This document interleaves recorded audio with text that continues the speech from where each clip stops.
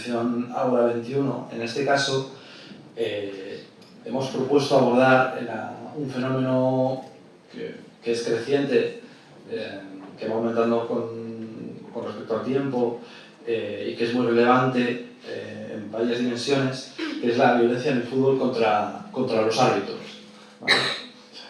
Contra la autoridad arbitral.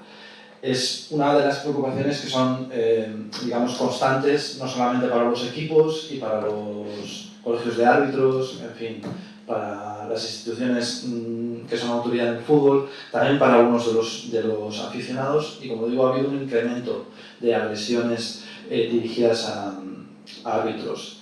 En este acto lo que nos preguntamos es qué hay detrás, ¿no? de esa violencia, por qué será, qué valores hay detrás de esas actitudes violentas, por qué el árbitro ha pasado de ser una figura neutral y respetada a ser percibida como un enemigo directo o como una persona en la que volcar ciertas frustraciones, ¿no?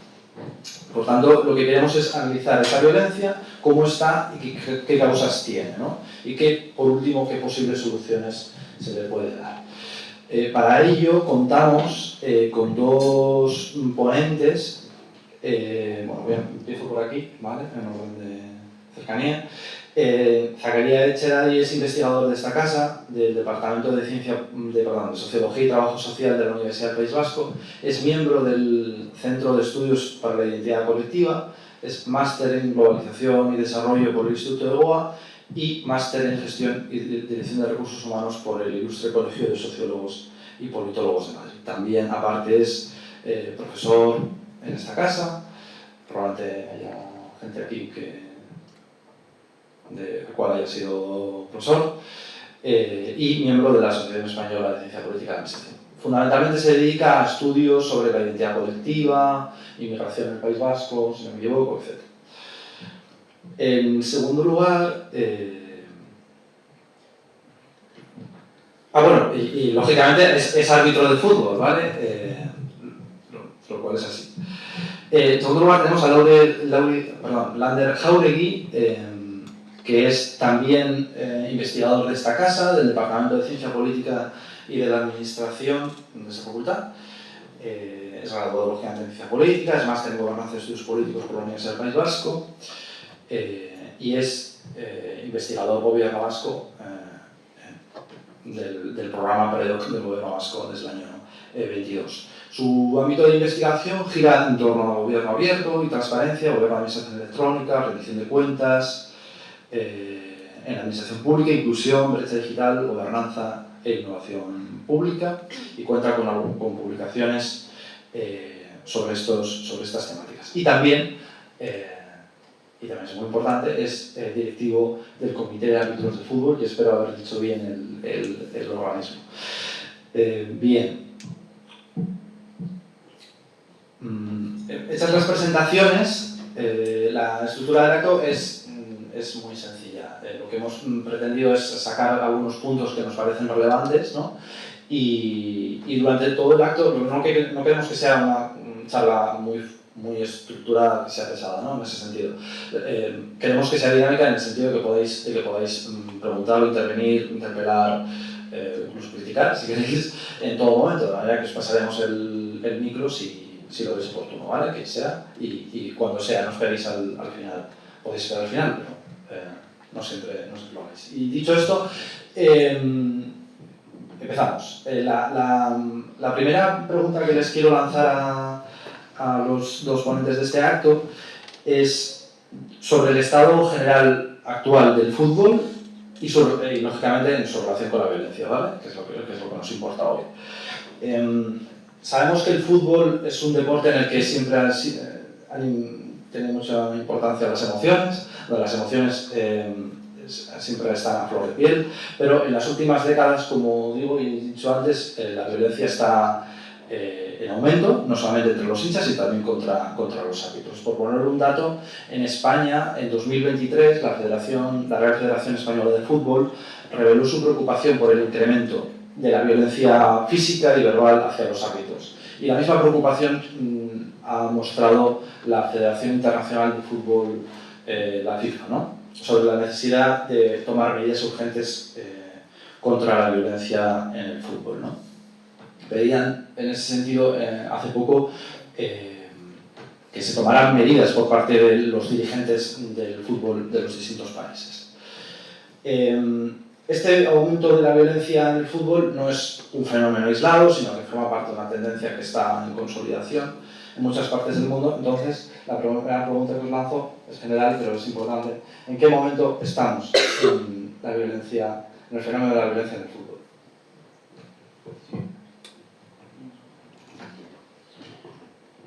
Vale, muchas gracias, Chema. Bueno, hoy en día, pues viendo un poco los datos que disponemos de cara a otros años, ¿no? Pues las agresiones de cara a los árbitros ha habido un aumento de cara a años anteriores, porque la Asociación Nacional de Árbitros de Fútbol, la ANAF, en el 2019 realizó un estudio analizando un poco los datos físicos y verbales que se podían realizar en los campos de fútbol, y analizó, pues, de cara al año 2010, vio que hubo un aumento del 15% en comparación con el año 2010, porque vio que hubo más de 500 incidentes violentos de cara a físicos y verbales en los campos de fútbol, y pues vio que fue un dato significativo, pues, en dichas agresiones físicas y verbales. Luego también incidentes de violencia en los estadios de fútbol profesionales. En la temporada 2019-2020, dicha asociación, la ANAF, vio que había un comportamiento violento de cara a los aficionados en los estadios, y vio que había más de 3.000 incidentes de comportamiento violento en comparativa al año 2010. ¿Por qué? Porque al final las personas que acudían a los estadios, la ANAF nos indicaba que dichas personas toda su actuación violenta la descargaba en los estadios, en dicho estudio. Por eso al final los incidentes, como he indicado anteriormente, hay un aumento en dichas agresiones a los árbitros, al final en categorías territoriales y profesionales. Entonces, al final, la situación que disponemos en el fútbol, analizándolo en la visualización a los árbitros de fútbol, es bastante significativa y bastante llamativa de cara un poco a los incidentes violentos. Entonces, al final, pues estas situaciones tenemos que analizarlas de manera más específica y eficaz y eficiente. ¿Por qué? Porque al final tenemos que quitarnos de estos comportamientos en el fútbol, porque al final no tenemos que visualizarlos, sobre todo para las personas que tienen edad, para los pequeños, vamos a decir, porque al final no tienen que visualizarlos desde nuestro punto de vista, sobre todo desde el punto de vista de los directivos de los árbitros de fútbol. Bien, bueno, disculpas. Bueno, en primer lugar, muchas gracias, José, por la presentación y también por la organización de este acto. También me gustaría dar las gracias a las diferentes personas que habéis acudido a esta conferencia y bueno, en cualquier momento que queráis preguntar o cualquier cosa que queráis participar, pues levantad la mano, que está bien el tema de la interacción, siempre con respeto, evidentemente, pero estaría bien que pudiéramos interactuar. Bueno, la pregunta fundamental que se hace es el estado actual del fútbol respecto a la violencia desde la perspectiva del árbitro. Desde mi punto de vista, que no deja de ser un punto de vista particular, que es la de un árbitro de fútbol que lleva 10 años como árbitro de fútbol, la diferencia, bueno, es que ha habido un cambio importante a nivel de cuestión de violencia en el fútbol. Es evidente que ha habido un cambio a nivel de comportamiento en las últimas décadas. Buenos días a todos. Retomamos el acto que teníamos hoy en el calendario, no sin antes hacer un pequeño recordatorio que que es bueno, la explicación de por qué motivo hemos tenido que hacer este lapso de tiempo con respecto a lo que teníamos planeado. Bueno, resulta que hemos tenido un incidente desagradable con un grupo de personas que lo único que buscaban era notoriedad y desde luego dirimir disputas con una persona que integra este panel que tienen nada que ver con el tema que estamos tratando en este momento. Y quería aprovechar para recordar que la universidad es un espacio de conocimiento, un espacio de debate, es un espacio en el que todas las ideas, la universalidad precisamente, tienen cabida y todos debemos respetar los espacios habilitados para que cada tema se trate donde se tiene que tratar y sobre todo que se respete la libertad de expresión y los puntos de vista de todas las personas que integran esta comunidad. Y lo que ha pasado hoy nos sirve para recordar que todavía, hoy en día, por desgracia, sigue habiendo gente que opina que unos no tienen derecho a expresarse o no a expresarse de la manera en que lo desean por cuestiones sencillamente ideológicas o que nada tienen que ver con el compartir conocimiento, que es para lo que estamos aquí.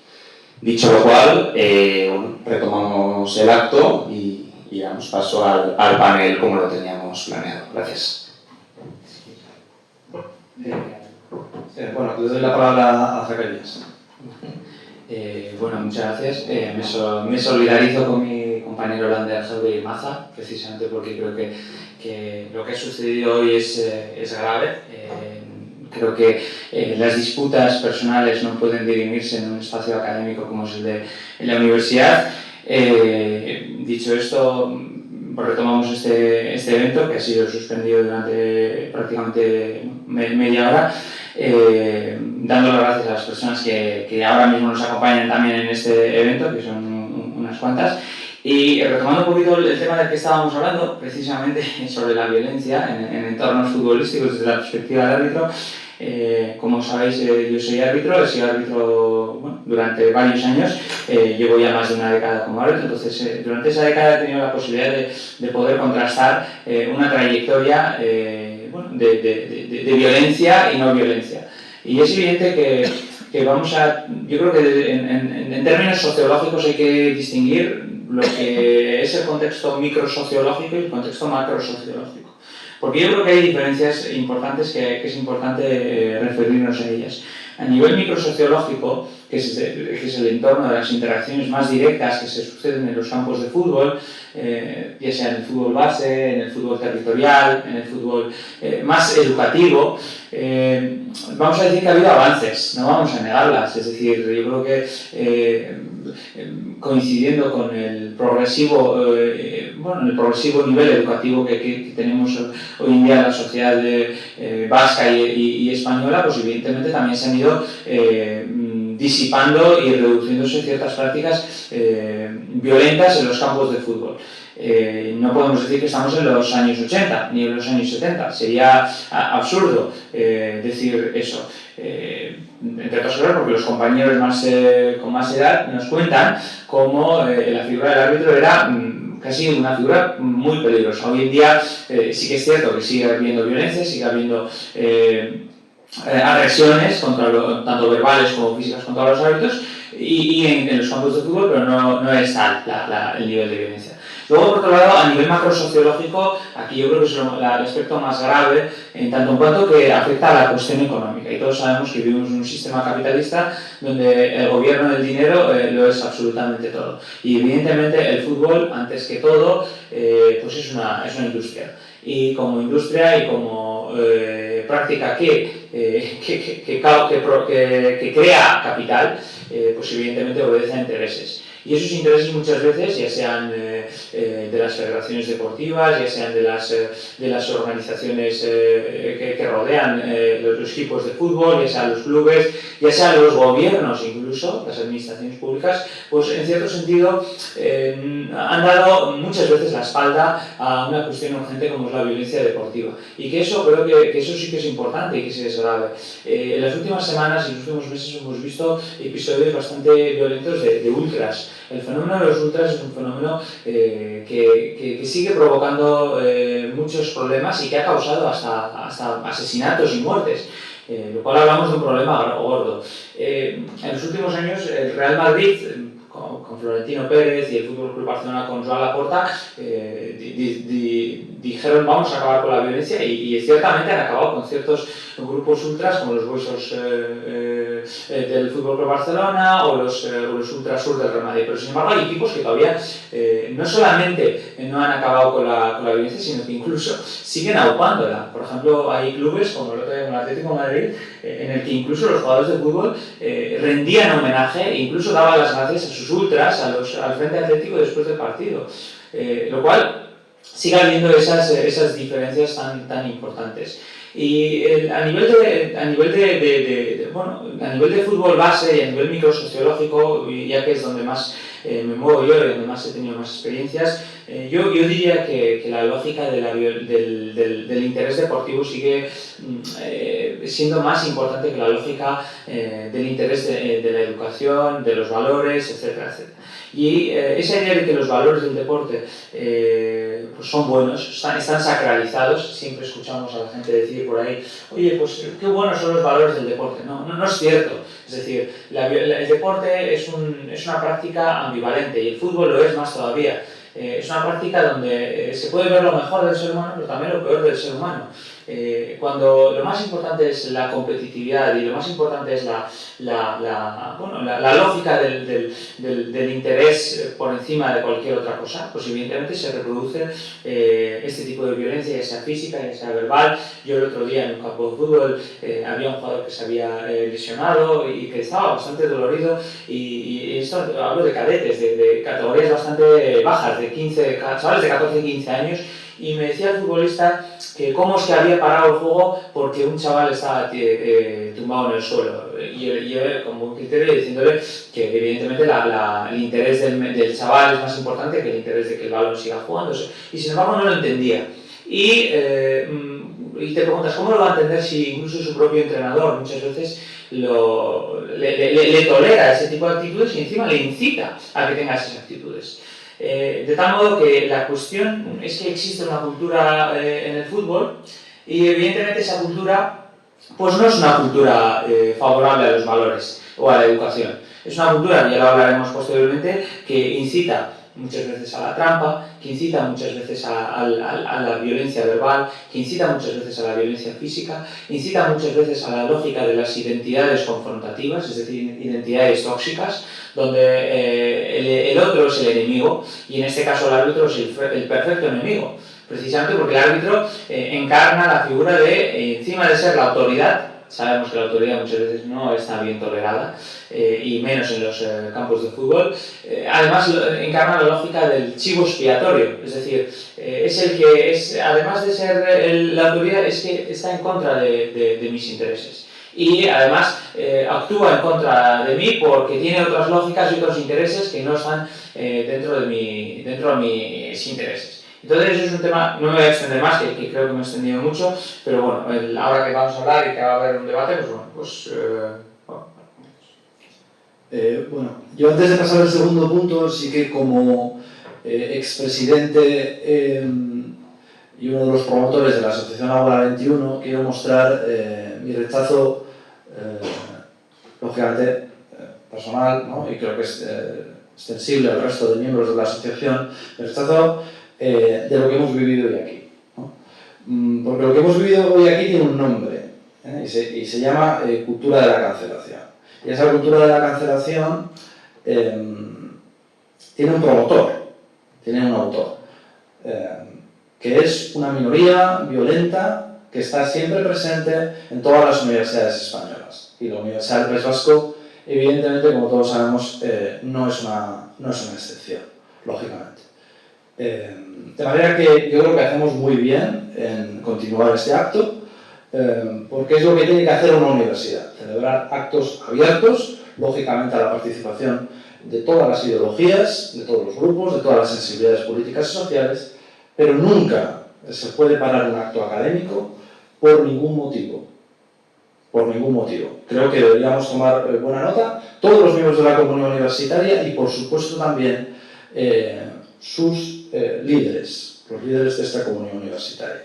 Y siguiendo con este segundo punto, en el que yo os quería plantear la experiencia, digamos, os quería, digamos, preguntar sobre vuestra experiencia personal como árbitros, ¿no? ¿Cómo ha sido vuestra trayectoria profesional como árbitros? Porque es lógico, es evidente, ¿no? Que el árbitro, pues, aparte de, evidentemente, de tomar decisiones dentro de un campo de juego, está viviendo en las últimas décadas, ¿no?, un entorno que se vuelve cada vez más hostil, ¿no? Hemos visto cómo la figura del árbitro en muchas ocasiones se viene deshumanizando, ¿no?, por parte de determinados individuos. Hay un estudio reciente de la Universidad de Coventry, una encuesta a unos 1.300 árbitros de Europa, de Oceanía y de América del Norte, que señala que el 93% de los árbitros de ese estudio, que es lógicamente representativo, afirma haber sido objeto, ¿no?, o sido víctima de abusos y lógicamente en todos los niveles de juego, ¿vale? No solamente estamos hablando de arbitraje profesional. Y este dato está avalado también por otros estudios, ¿no? Que no solamente hace referencia lógicamente al abuso físico, sino al abuso, digamos, verbal, etcétera, la amenaza, etcétera, etcétera. Y eso impacta lógicamente la crisis de las vocaciones del arbitraje, lógicamente, ¿no? De esta manera, el arbitraje se está convirtiendo en una actividad que afecta, ¿no?, lógicamente a las personas y supone una resistencia, ¿no?, estos fenómenos, una resistencia física y psicológica de las personas. Entonces, yo, desde vuestra experiencia profesional como árbitros, os quería preguntar cómo afecta, digamos, estos entornos, estas situaciones, que pueden ser puntuales, evidentemente, no son generalizadas, espero, ya me lo diréis ahora, pero cómo os afecta en vuestra experiencia como árbitros. Bien, la pregunta planteada, José Manuel, me parece muy buena pregunta, porque al final yo ahora soy directivo, pero también fui árbitro, y también cuando era árbitro al final también muchas preguntas que te podían hacer jugadores, o incluso también muchas gritos, mejor dicho, que te podían hacer jugadores de cara a muchos tiros libres o muchas sanciones que no podías hacer en el juego, al final no te las hacían de manera correcta, vamos a decir. Podían ser muchas discusiones que podías mantener pues, con técnicos, con jugadores, o pues ya siendo un poco, pues hablando un poco con palabras técnicas, ¿no?, que serían los agentes externos, que serían un poco el público, que ya el público pues ya no te lo decía de manera correcta, ¿no? Al final pues esas personas muchas veces sucedían esas cosas porque al final esa violencia verbal que sucedía entre el árbitro y esas personas, al final yo pienso que hoy en día, incluso también antiguamente, era un poco pues porque al final también el desconocimiento de las reglas de juego por parte de esas personas y con el árbitro, al final muchas veces hoy en día preguntas a esas personas cuántas reglas de juego existen, y muchas personas, desde un dato que me voy a inventar entre comillas, ¿no?, el 99% de las personas no saben, ¿no?, que les dices que son 25 y te pueden decir sí, o 3, sí, y les dices no, realmente son 17, y los árbitros tenemos 18, vamos a decir, porque 18, y la 18ª regla de juego sería el sentido común, ¿no? Porque muchas veces para aplicar esas reglas de juego el sentido común es muy importante, ¿no? Que también hoy en día yo, siendo directivo y siendo el director técnico del comité, yo muchas veces en las charlas que les doy, y pues las primeras que les he dado este año en esta temporada, al final también siempre les digo, ¿no?, que a la hora de hacer una gestión de partido, aplicar el sentido común en esa gestión del partido es muy importante, porque al final hoy en día, mejor dicho, en esta temporada, únicamente se le deja debatir esas situaciones al capitán, porque la gente piensa que le deja protestar al capitán, pero realmente protestar no, porque las protestas al final son ir con los brazos en alto, de manera incorrecta con su comunicación verbal, y no, al final es ir a decir las cosas al árbitro de manera correcta, pues porque también el árbitro se tiene que dirigir de manera correcta al jugador y hablarlo, ¿no? Porque al final también antiguamente se montaba un círculo alrededor del árbitro, y alrededor del árbitro también, que por decir, 8 jugadores estuvieran dirigiéndose al árbitro, joder árbitro, esto es falta, esto es tarjeta amarilla, esto lo has pitado mal, esto lo has dicho incorrectamente. Al final yo pienso que hoy en día que únicamente se dirija una persona en representación de un equipo me parece que es correcto. Yo siempre les digo a los jugadores, a los árbitros, que también si un jugador que no es el representante de ese equipo, que es un jugador que no es capitán, le diga árbitro, pienso que es falta, se puede dirigir, ¿no? Porque se están dirigiendo correctamente. Eso es pero que vaya y le diga árbitro, ostras, que eso es falta, y se vaya con los brazos en alto, pienso que esa, como dice la regla 12, ¿no? Faltas sin correcciones, sea amonestable con hacer observaciones, pienso que es correcto, porque al final una direccionalidad de conducta verbal no sea correcta. Pienso que también los árbitros, como ha dicho antes mi compañero Zacarie, una cordialidad correcta en una conducta verbal a una autoridad tiene que ser correcta. Al final también, como los árbitros se dirigen correctamente a los jugadores, también se merecen un respeto los árbitros por parte de los jugadores y los técnicos. Luego ya un poco los agentes externos que no se dirijan correctamente es diferente, ¿no? Porque los árbitros no pueden sacarles tarjetas amarillas o tarjetas rojas para que se marchen del campo, pero al final también eso, como igual trataremos posteriormente, se creó un poco el procedimiento de violencia verbal en los terrenos de juego para poder tratar esas situaciones. Al final ese procedimiento me pareció bastante correcto. Bien, perfecto. Me parece muy pertinente la pregunta que planteas, José. Bueno, desde mi experiencia personal,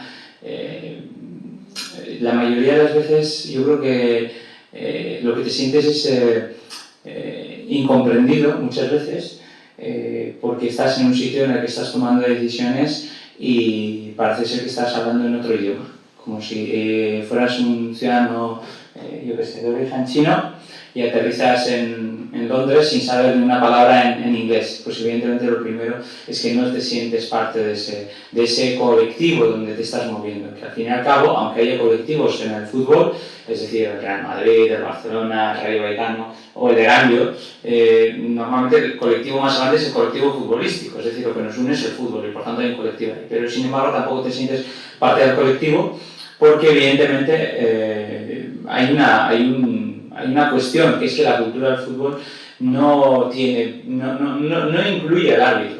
Es decir, no incluye al árbitro como persona, como un deportista que está integrada en los aspectos y en las instituciones que rodean la práctica futbolística.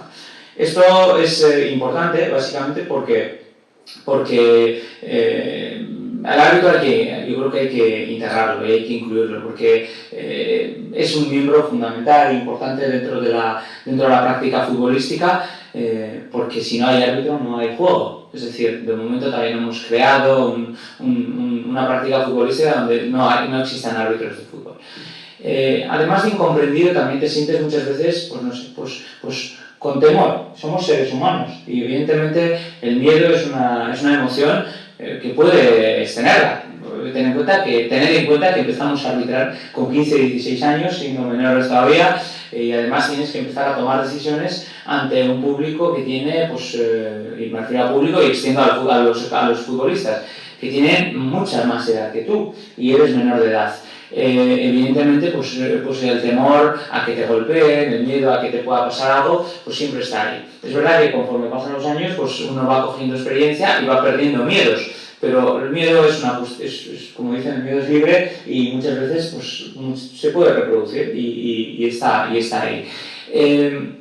Luego, por otro lado, un punto importante respecto al tema de los menores, y que es una cosa que ha creado el comité de árbitros y que me parece muy importante, que es el tema de los brazaletes. Los menores de edad van a empezar a llevar brazaletes empezaron desde el año pasado, sino que me corrija Lander, y que evidentemente yo creo que todo distintivo que ayude a distinguir a personas para que se sepa cuál es la categoría de esa persona, pues viene bien, sobre todo para prevenir violencias. Pero sin embargo sigue habiendo violencias y seguimos viendo incluso padres que en los campos atacan a los árbitros, no les importa que sean menores, no les importa que sean niños que están en edad de aprendizaje, no les importa que ese niño recién terminado el curso de cursillista, de árbitro, pues evidentemente está aprendiendo, no le importa. Sin embargo, ese mismo padre, si uno de los jugadores de su equipo falla, lo único que hace es un gesto de ¡hoy, madre mía, la que hemos fallado! Es decir, ahí en todo esto hay un componente, y que lo vamos a hablar ahora, que es el tema de la psicología social y la microsociología, evidentemente, que es el de las identidades colectivas. Es decir, la definición de quién forma parte de nosotros y quién forma parte de ellos. El árbitro no forma parte de nosotros y, por tanto, todo lo que haga lo vamos a machacar. En cambio, el que forma parte de nosotros no hay nunca, siempre hay un beneficio de la duda de que lo ha hecho lo mejor que ha podido y, por tanto, le vamos a reconocer ese mérito. Entonces, yo creo que todo esto está incluido en estas cosas. Justo ahí iba a parar, porque la siguiente pregunta iba precisamente dirigida a pasar de vuestra experiencia personal a la explicación, aunque sea tentativa, de los factores sociológicos y psicológicos de esa violencia, ¿no?, contra los árbitros. Porque está claro que factores como la presión social, si lo podemos denominar así, la identidad colectiva, la identidad social en general, constituyen o pueden constituir válvulas de escape emocional, ¿no?, que pueden ir, digamos, dirigidas lógicamente a eso, ¿no?, a constituirse válvulas de escape de una presión que sale de esa forma, ¿no?, lógicamente. Hay una teoría, que es la teoría de la desindividualización, ¿no?, que nos dice que un individuo en un colectivo determinado olvida, digamos, valores, ética, etcétera, ¿no?, y puede, lógicamente, liberarse de ciertas ataduras y actuar conforme a lo que el colectivo manda o quiere, ¿no? Y en ese sentido, lógicamente, se pueden desatar actos irresponsables, actos violentos y agresivos, ¿no? Entonces, en ese sentido, como fenómeno social masivo que es el fútbol, es muy importante, digamos, detectar esa violencia y, sobre todo, saber por qué se produce, ¿no? Entonces, ¿qué lectura haríais de los factores sociológicos y psicológicos que están detrás de la violencia contra los árbitros? Sí. Perfecto. Muy bien, sí, es una pregunta muy pertinente la cuestión de la psicología social y la sociología del fútbol. Yo creo que para entender todo esto hay que remontarse a las teorías de la identidad social de Henry Tafel y John Turner, que son unos psicólogos sociales británicos que después de la Segunda Guerra Mundial empezaron a estudiar qué es aquello que nos define colectivamente y que además estamos dispuestos a luchar por ello. Evidentemente eso es la identidad social y la cuestión de la identidad social y por extensión la identidad colectiva es un factor importante a la hora de entender las bases psicosociales de la agresión, la violencia en el fútbol. Para esto es importante entender a qué nos referimos con identidad. Con identidad nos referimos a un conjunto de identificaciones, ya sean psicológicas, sociales, culturales, emocionales, etcétera, etcétera, respecto a un contenido, a un símbolo. Y en ese caso el símbolo es el fútbol, del que estamos hablando ahora mismo. Y la identidad que se construye en torno a ese símbolo es la identidad del futbolista y la identidad del seguidor. En este caso, ¿por qué hablo de estas dos identidades y no hablo de la identidad del árbitro? Porque evidentemente la violencia está mucho más vinculada con la identidad del seguidor y la identidad del futbolista que con la identidad del árbitro. El árbitro, en cierto sentido, es el que tiene que parar ese tipo de actos de violencia. Eso no quita para que también dentro del colectivo de árbitros pues exista violencia también, e incluso entre árbitros. Es decir, y en mi caso, por experiencia personal, he tenido incluso experiencias de compañeros que en muchos casos te hacen la vida imposible y que te machacan psicológicamente, socialmente, etcétera, etcétera. Pero bueno, ese no es el tema. El tema aquí es la violencia dentro de los campos de fútbol. ¿Qué pasa con la identidad del futbolista y la identidad del seguidor? Pues evidentemente esa identidad se construye a través de una cultura, que es la cultura del fútbol. Y volvemos a lo mismo, la cultura del fútbol está impregnada de idearios, de valores, de cosmovisiones, de pensamientos, actitudes, que están orientadas al beneficio absoluto, que es el de ganar. Ganar y ganar, y no hay nada más que ganar. Y por mucho que digamos que en el fútbol existen los valores deportivos, la educación en valores, esa es una, vamos a decir, si hablamos en términos numéricos, ya sé que a Lander le gusta el tema de los números, pues en un 80%, esto por decirlo de una manera orientativa, un 80% lo más importante es el ganar, y en un 20% es la educación en valores. Con esto quiero decir que existen valores, existen planificación para que se trabaje la educación, pero no es lo importante es ganar, lo importante es ver que tu equipo ha ganado, lo importante es ver que estás en la tabla clasificatoria arriba del todo, etcétera, etcétera. ¿Esto qué provoca? Que con todo lo que podamos barrer, pues barremos. Y con todo lo que pueda suceder en el terreno de juego, pues el fin justifica los medios. Si el árbitro me impide que gane y encima pienso que me está impidiendo que gane, pues oye, pues si puedo violentarle a nivel físico, pues lo violento físicamente. Pero ¿qué pasa? Que eso no es posible y por eso cada vez hay menos violencia física. Entonces, le violento psicológicamente, le violento emocionalmente, le insulto, le maltrato y si no lo puedo hacer como futbolista porque sé que hay sanciones, animo a la grada, a los aficionados para que también lo hagan. Y eso sucede normalmente y lo vemos. Y por eso hay una, no voy a decir dejación de funciones, pero como que hay una tolerancia absoluta a que en las gradas y en los campos de fútbol por parte de los equipos exista violencia verbal y exista incluso violencia pues, de insultos, de vejaciones en contra del árbitro. Entre otras cosas porque sabemos que hasta ahora no se han estado tomando las decisiones que hay que tomar. Y por eso a partir de ahora va a surgir el tema de los protocolos de antiviolencia que se aplicó muy correctamente en el partido entre el Atlético de Madrid y el Real Madrid. Pero bueno, sí, hay un camino por recorrer que es mucho más gigante de lo que podemos pensar y que evidentemente de esa tolerancia se alimenta el seguidor y en un ejercicio de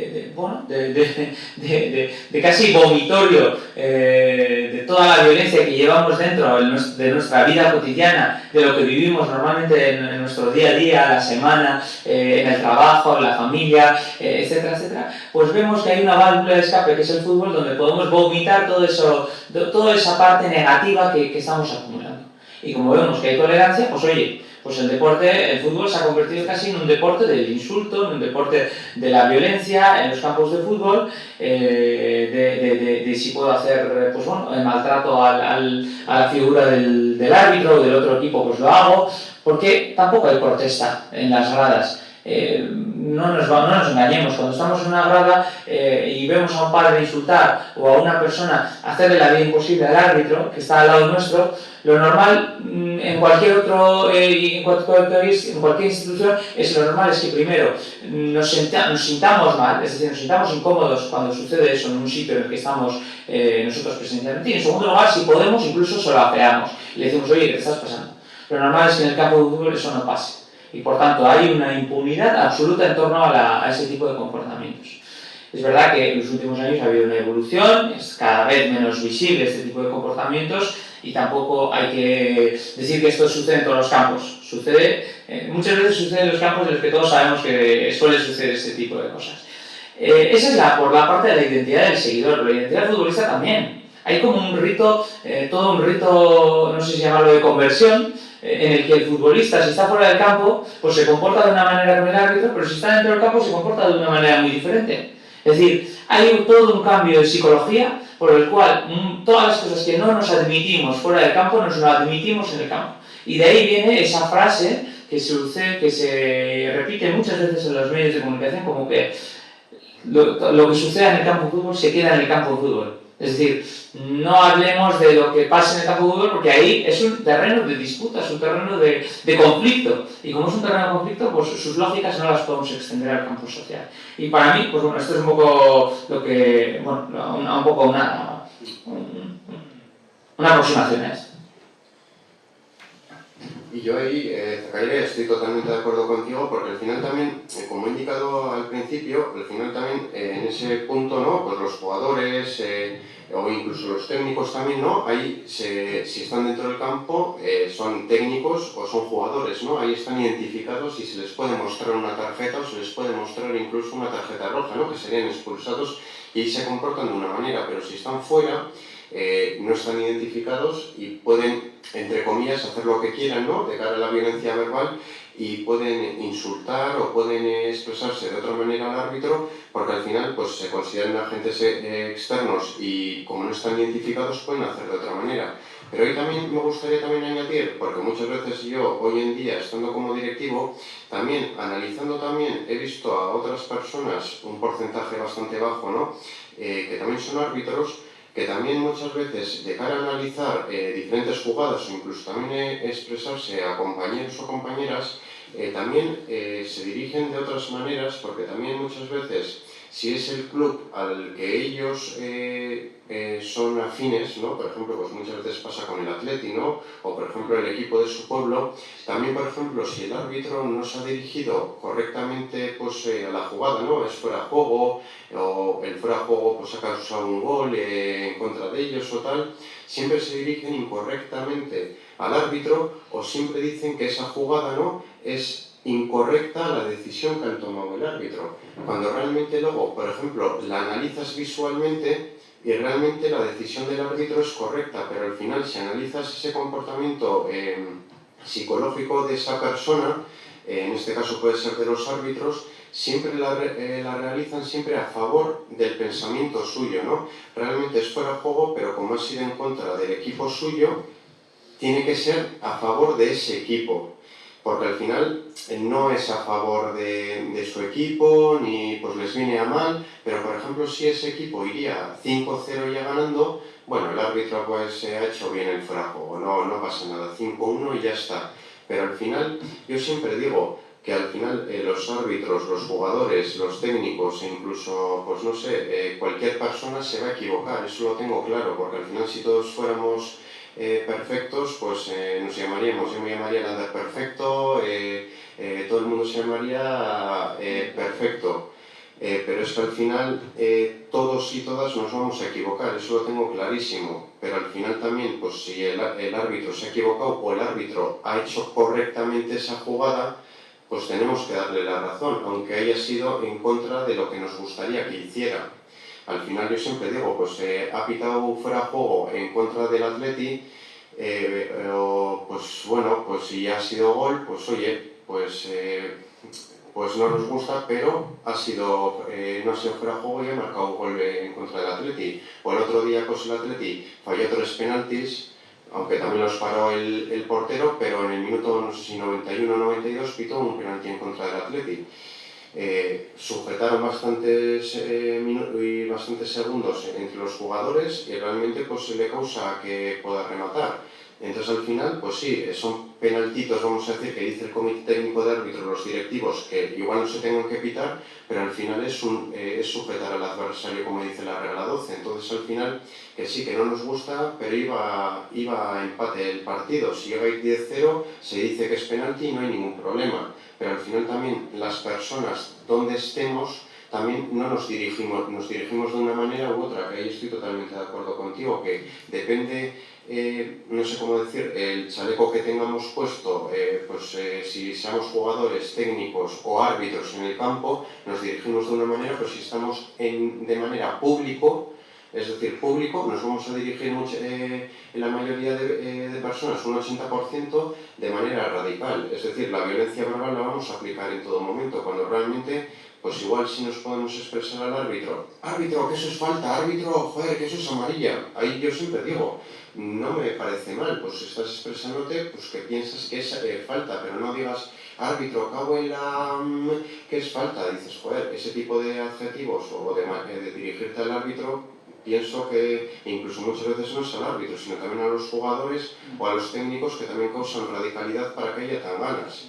Entonces al final pienso que esas cosas se tienen que cortar sí o sí por parte de todos los equipos y de los clubes.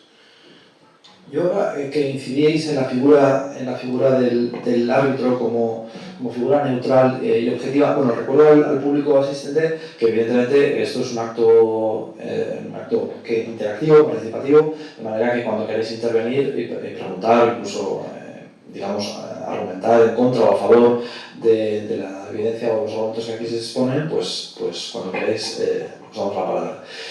Sí que quería incidir ahora en la figura del árbitro porque teóricamente, legalmente, estatutariamente es una figura neutral, ¿no? Es una figura objetiva, es una figura que normalmente, ¿vale? Es una figura neutral que está, digamos, por encima o con una posición de autoridad, ¿no? Lleva tiempo siendo así en la historia del fútbol, por encima de los dos equipos contendientes en todo partido de fútbol, ¿no? Y es cierto que muchas veces la violencia que se da en los campos de fútbol no se da contra el equipo contrario, ¿no? Es decir, el volcado, la frustración y el enojo no se da contra el equipo contrario, sino que se da contra el árbitro, ¿no? El colegiado, evidentemente. Entonces, es el enemigo público número uno donde volcar esa frustración. ¿Por qué creéis que esto es así? Es decir, porque realmente, si lo pensamos bien, podría resultar hasta paradójico, ¿no?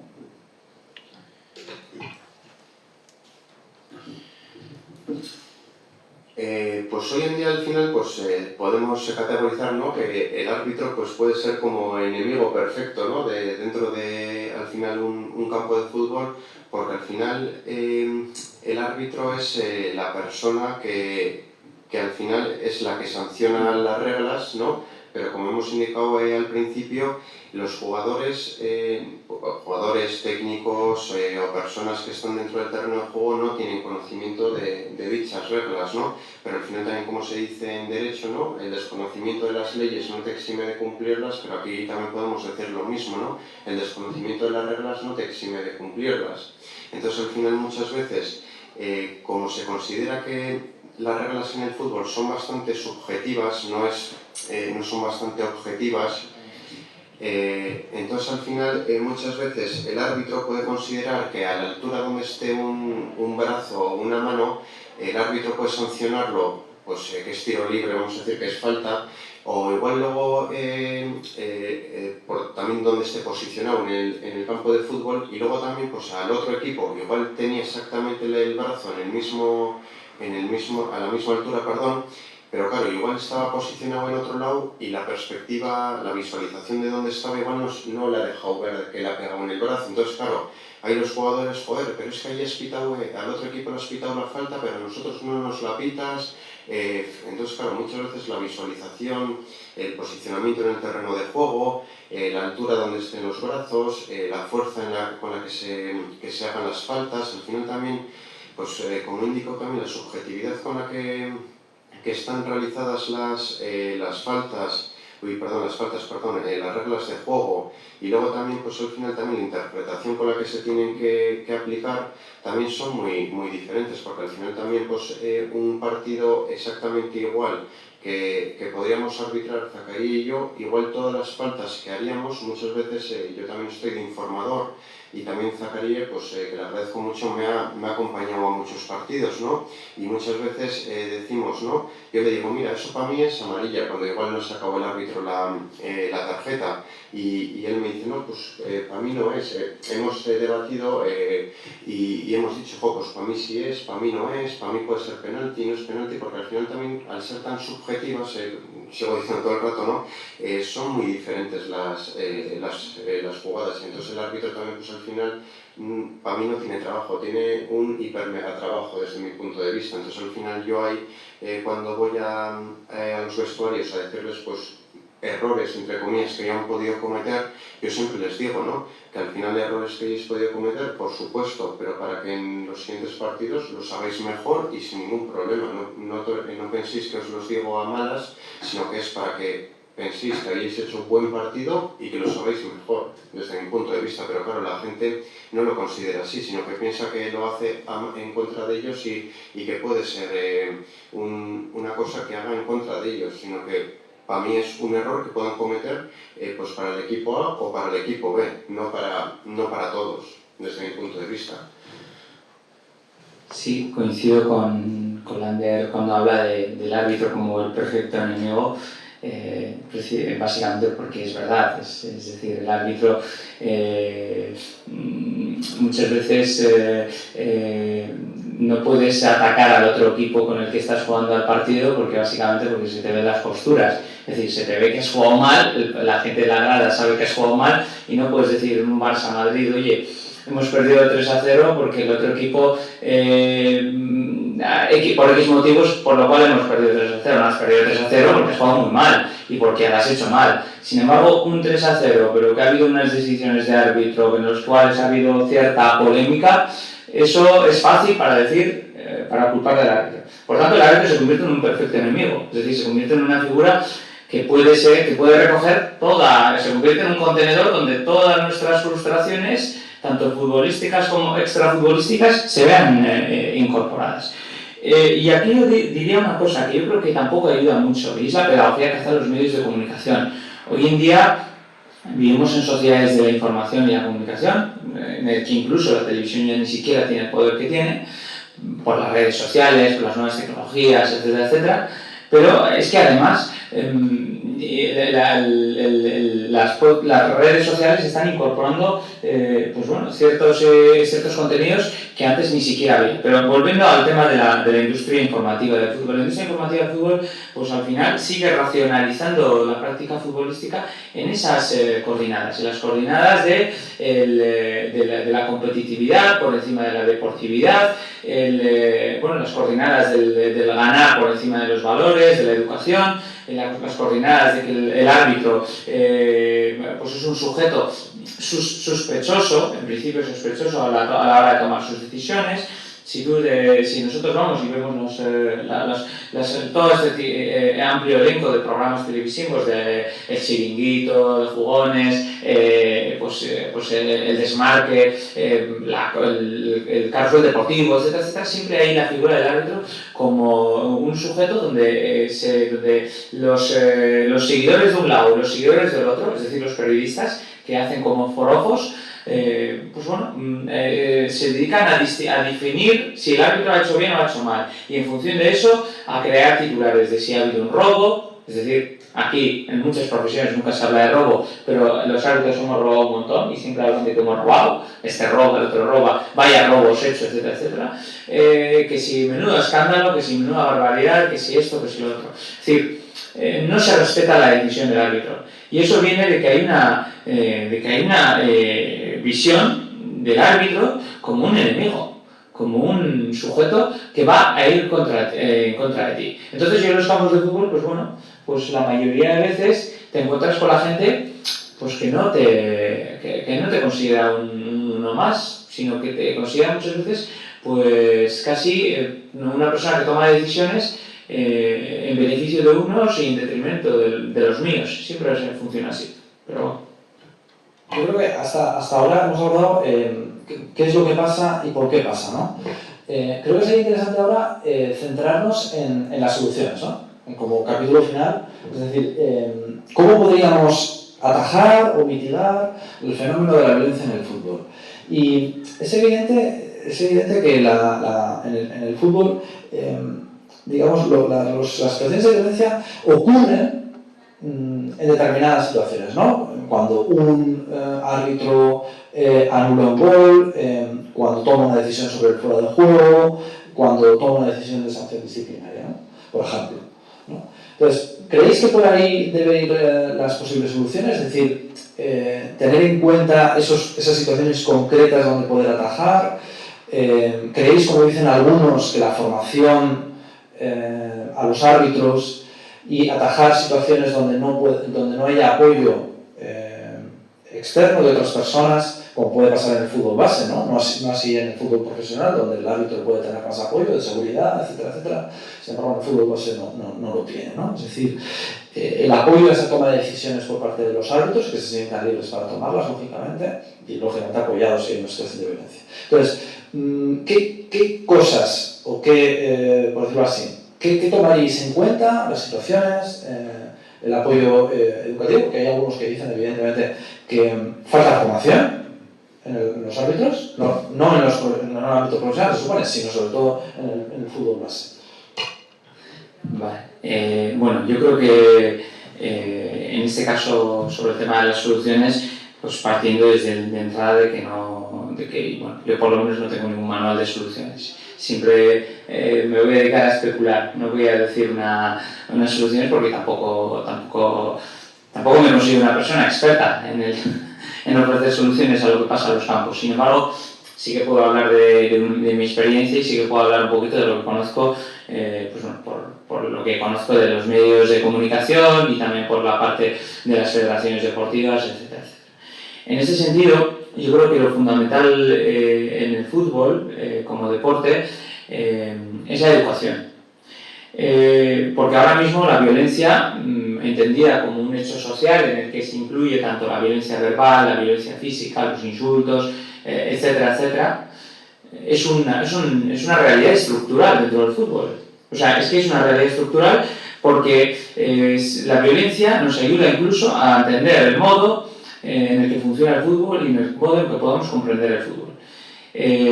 Sin la violencia no podemos entender en la realidad futbolística la violencia está muy integrada.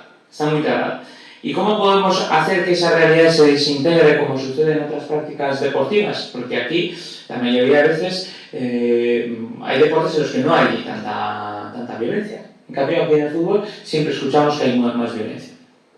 Yo creo que lo fundamental es la implicación, más que de los árbitros, de los clubes de fútbol. Yo creo que eso es una cosa que es incontestable. Es decir, si existe violencia y si todavía se tolera la violencia es porque los clubes de fútbol todavía muchas veces ponen la vista gorda. Aunque esto no les pueda gustar a los clubes de fútbol, pero siguen poniendo la vista gorda cuando sucede la violencia. Ya sea la violencia de sus jugadores, ya sea la violencia de sus técnicos y entrenadores, ya sea la violencia de la gente de la grada. El otro día, un dirigente de fútbol, de un equipo de fútbol, que no voy a decir quién, pues evidentemente, viendo un hecho de violencia en contra de un árbitro, pues hizo la vista gorda, como si no sucediera. ¿Por qué? Porque el coste de oportunidad es mucho más alto, los perjuicios que los beneficios, si queremos acabar con la violencia. La violencia sigue dando buenos alimentos en muchos casos a los clubes de fútbol, ya sean traduciéndose en animación, ya sea traduciéndose en masa social.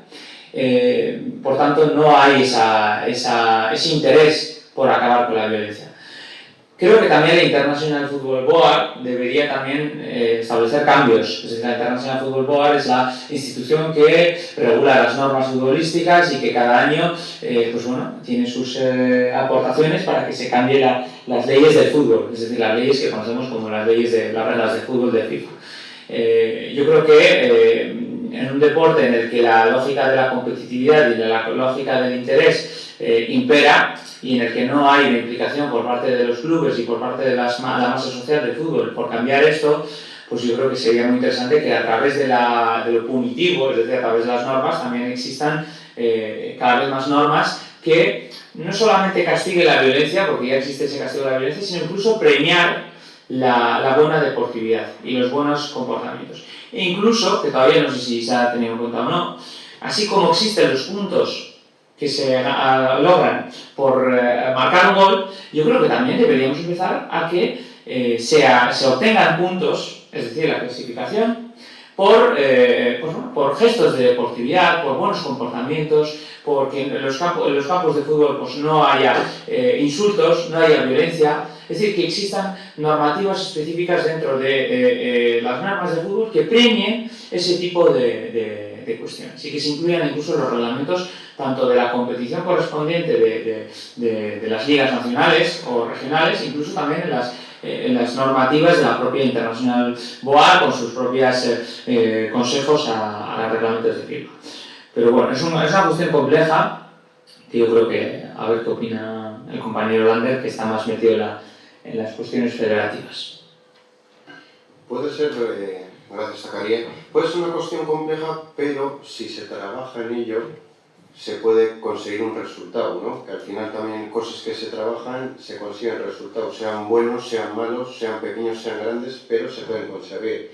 Que al final eso es, de cara a lo que has dicho tú, al final pues hay que trabajarlo, pero si se tiene ganas en ello.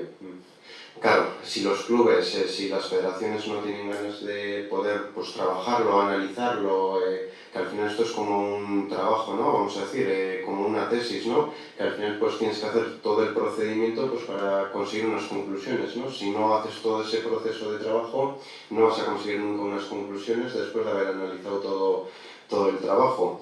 Pero claro, al final, de cara pues, para poder revertir todos estos casos, pues al final también, hoy en día, lo que se hace, pues de cara a lo que has dicho, que ahí estoy totalmente de acuerdo, siempre se castigan las cosas, pero también muchas veces a los clubes hoy en día, si se les premiaran las cosas por hacer, pues por castigar que en los campos pues no hubiera violencia verbal, no hubiera violencia física, si se les premiara, muchas veces igual los clubes igual sí estarían más dispuestos a poder trabajar en ello, pero claro, porque hoy en día yo creo que el castigo tampoco se realiza, pero muchas veces los clubes no lo ven tan malo, pero yo creo que muchas veces también el premio, yo creo que se ve mucho mejor que, vamos a decir, que el castigo, entre comillas. No sé si lo he dicho bien, vamos a decir, porque muchas veces a los jugadores, por una tarjeta roja, prefieren, pues, entre comillas, dar una patada o sujetar para quitar el gol, pero si se les dice que igual si haces esa falta,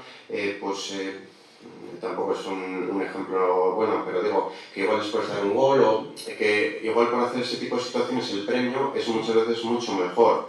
Entonces al final los clubes, si trabajaran mucho más en ello, pues yo creo que sí se llevaría a un punto mejor, porque al final también, pues como se puede decir en estadística, ¿no?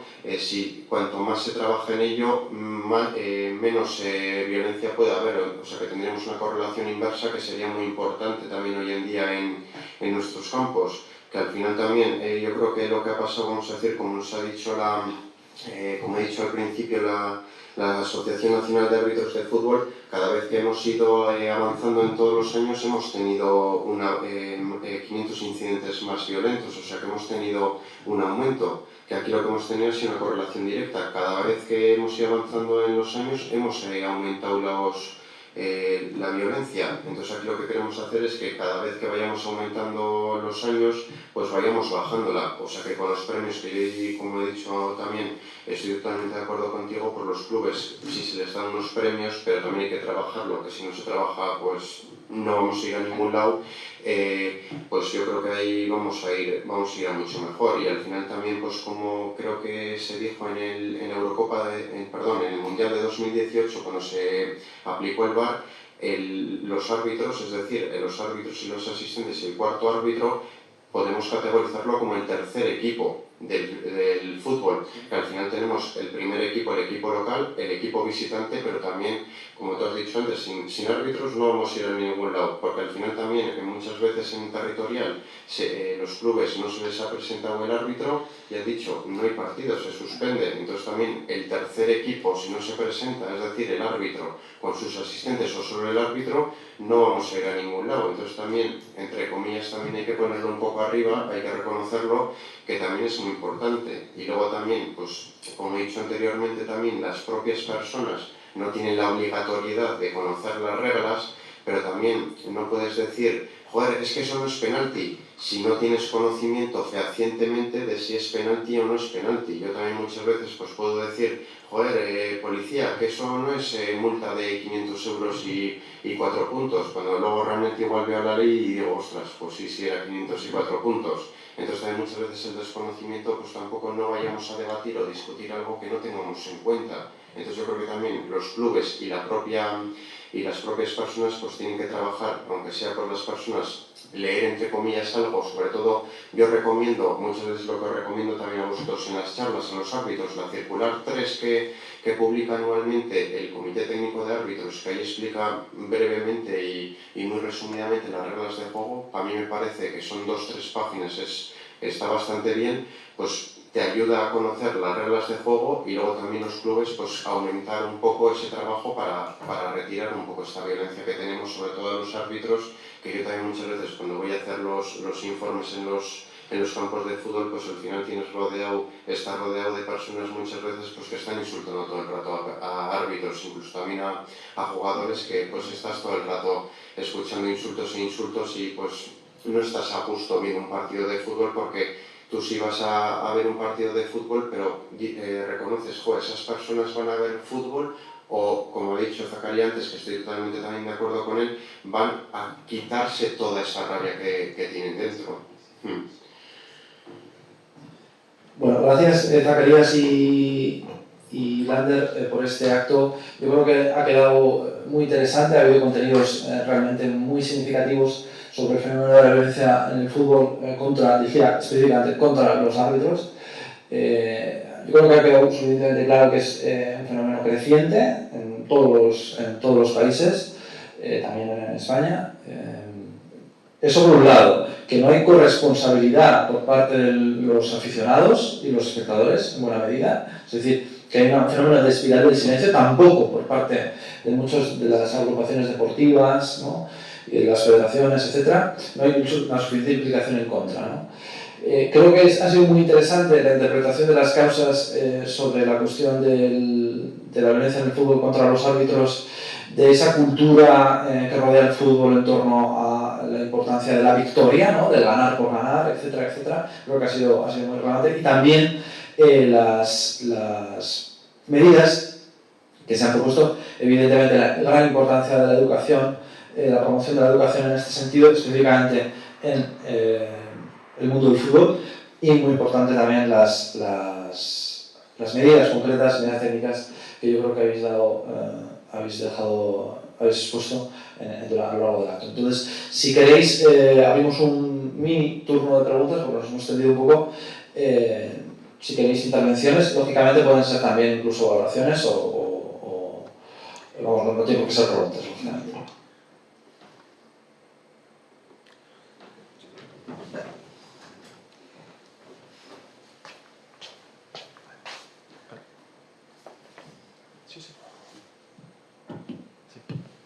Bueno. ¿Sí? Sí, ¿no? Bueno, para mí la exposición ha estado muy bien y habéis analizado básicamente lo que significa el árbitro en el campo de fútbol, pero hay una cuestión que a mí se me plantea. El árbitro tiene que tomar... ¿Es un juez? ¿Es un juez? No se oye. No, está encendido, lo que pasa es que el volumen está bajo, lo he comprobado yo antes, no he conseguido ponerlo más alto. Antes del propio... Igual ahora. Hay un buen pescado. No. No, encendido está, pero... A ver, a mí...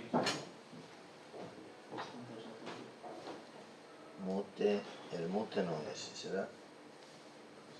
Ya, eso es lo que intentaba yo, pero... Sí, habla un poco. Está en un 3. Va un poco mejor ahora, ¿no? Bueno, ahora poco.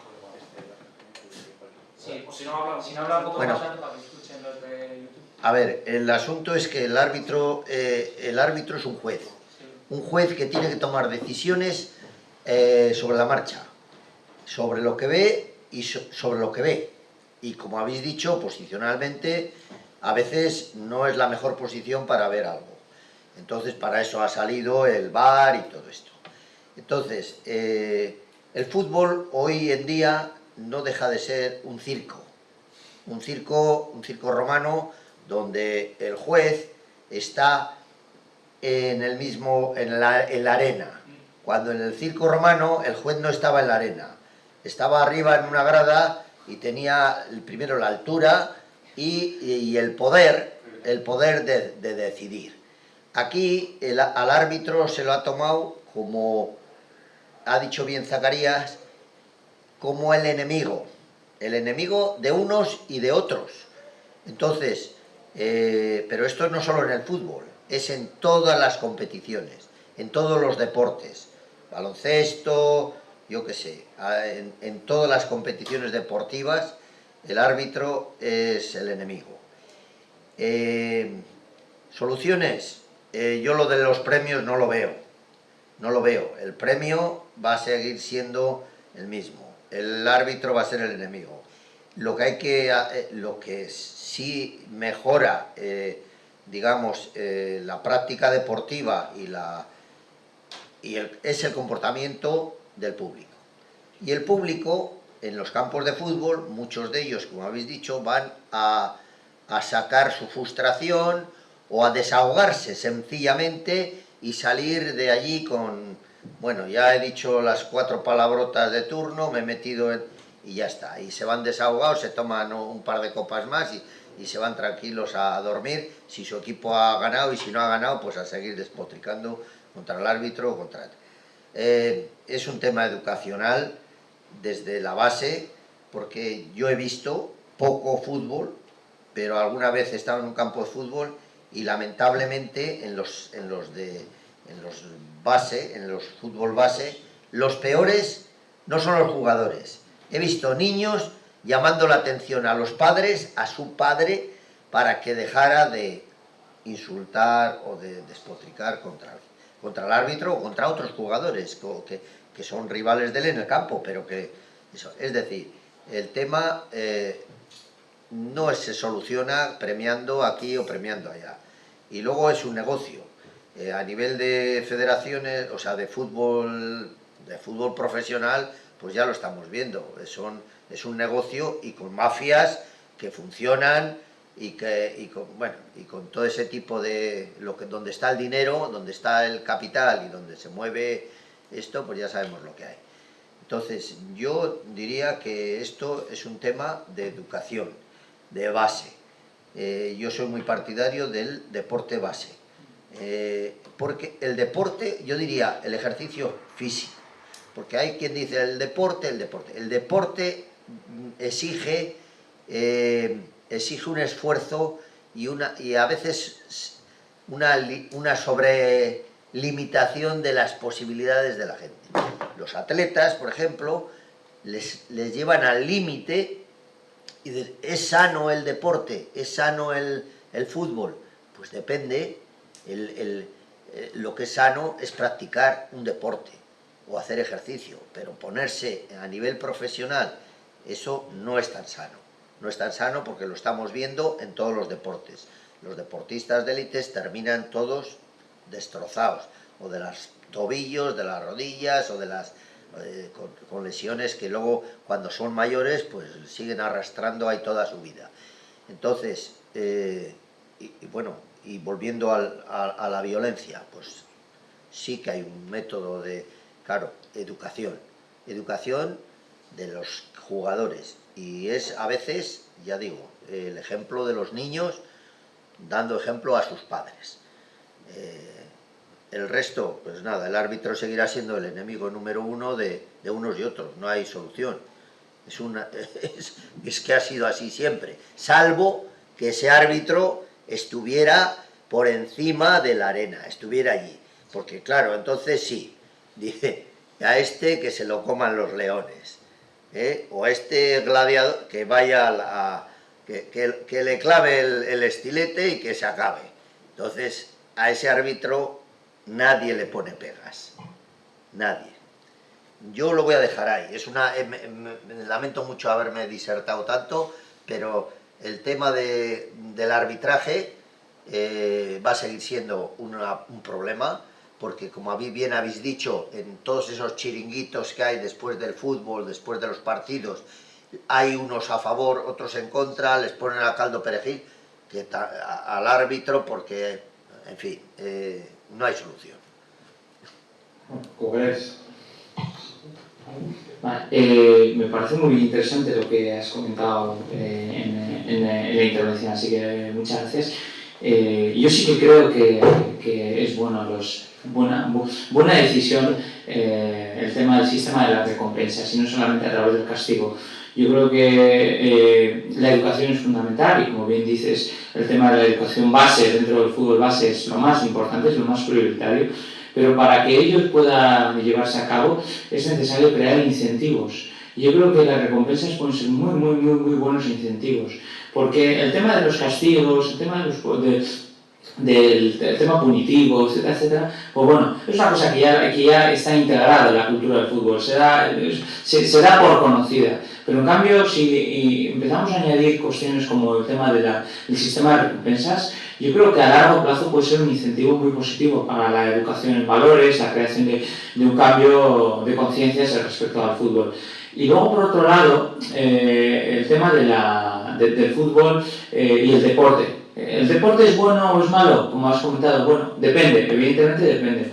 Y el tema de la cuestión de la educación, ¿es bueno o malo? Pues también depende. ¿Depende de quién? Depende de que existan figuras de referencia, exista una autoridad dentro de los equipos de fútbol que puedan marcar el camino, que sean auténticos grupos de referencia para esos chavales que tienen 7, 8, 9, 10 años que están empezando y que no vean que su entrenador o su director deportivo o la persona que le dirige pues sea peor incluso que ella, porque muchas veces, como dices, los niños no son los que insultan, los niños no son los que violentan al árbitro, sino que son los padres. Yo eso mismo que has comentado, me lo he encontrado un montón de veces, yo en los campos, y me riéndome, porque diciendo, si yo me espero que un jugador que está jugando al campo, que tiene las pulsaciones al triple que el que está en la grada, pues sea el que me proteste, y sin embargo es el que le dice a su padre o a su abuelo o quien sea, oye, ¿qué te estás pasando? Cállate un rato o anima de otra manera. Entonces yo creo que hacen falta figuras de referencia, figuras intergeneracionales que estén en esos equipos de fútbol y que puedan promover otro tipo de cultura dentro del fútbol. Sí, ahí es muy importante y luego también, sobre todo también la educación también que se puede aplicar también en los clubes de cara también al conocimiento en las reglas de juego, porque muchas veces yo creo que sobre todo lo que se protesta muchas veces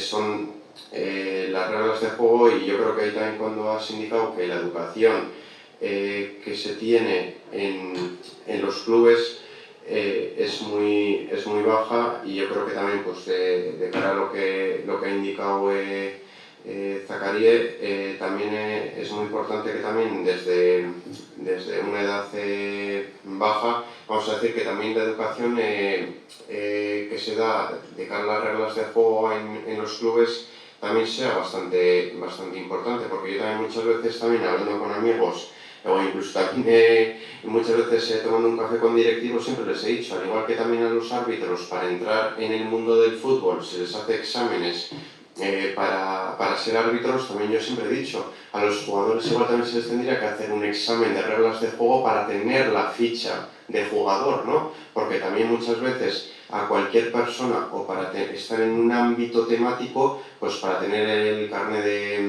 de conducir, para tener pues cualquier examen, para tener cualquier tarjeta de una temática de un foro, tienes que hacer ese examen, ¿no? Pues entonces también árbitros, examen, entrenadores, examen. El único que no tiene que hacer el examen para estar en el mundo temático del fútbol es el jugador, que incluso igual también tendría que hacerlo.